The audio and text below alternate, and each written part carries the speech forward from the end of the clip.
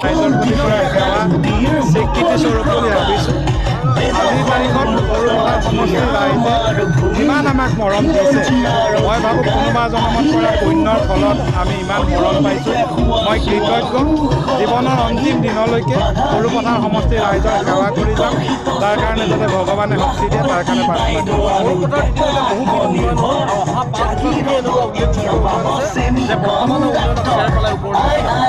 মই এইবাৰ সৰুপথাৰ সমষ্টিৰ উন্নয়নৰ নতুনকৈ যোৱা 5 বছৰত যিখিনি উন্নয়ন হ'ল, সেই উন্নয়নৰ সম্পৰ্কত যদি জনসাধাৰণ সন্তুষ্ট হৈছে তেতিয়া নিশ্চিতভাৱে আমাক সমৰ্থন কৰিব। মাত্ৰ এটাই কথা কওঁ, 5 বছৰত যিমান কাম হ'ল অহা 5 বছৰত তাৰ 4 গুণ কাম হ'ব। আমি ৰাইজৰ কাৰণে সদায় দায়বদ্ধ থাকিম।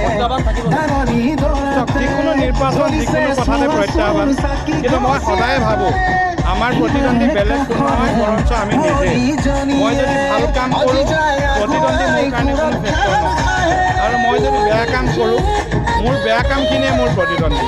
গতিকে যদি 5টা বছৰত মই ভাল কাম কৰিছোঁ মোৰ কোনো প্ৰতিদ্বন্দ্বী নাই। ইতিমধ্যে গৌৰৱ গগৈ আজি অসমত অকলশৰীয়া, কি ক'ব আপুনি মানি লয়?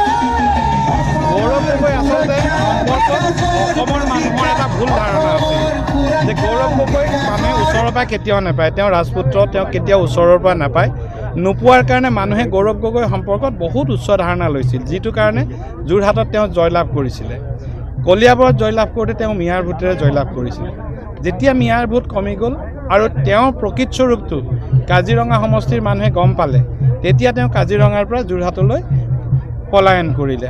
অথচ ইয়াৰ মানুহক কাকো এবাৰ বিদায়ো লৈ নক'লে যে মই যোৰহাটলৈ যাওঁ। যোৰহাটত তেওঁ এটা ছ'চিয়েল মিডিয়া বা বেলেগ ধৰণে এটা হাৱা ক্ৰিয়েট কৰি নিজৰ সম্পৰ্কত এটা মিছা ইমেজ ক্ৰিয়েট কৰি জয়লাভ কৰিলে।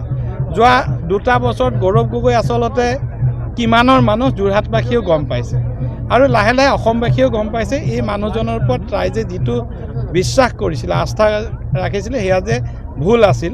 আৰু সমগ্ৰ অসমবাসীৰ আস্থা আৰু বিশ্বাস হেৰুৱা এজন ৰাজনৈতিক নেতা সদায় অকলশৰীয়াই হৈ থাকিব, তেওঁৰ কোনো লগ নাথাকে।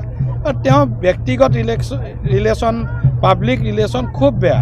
ৰাজনৈতিক নেতা ইমান অহংকাৰী, মদগৰ্বী আৰু ৰাজপুত্ৰৰ আচৰণ ল'লে তেওঁ এঘৰীয়া হোৱাটো স্বাভাৱিক।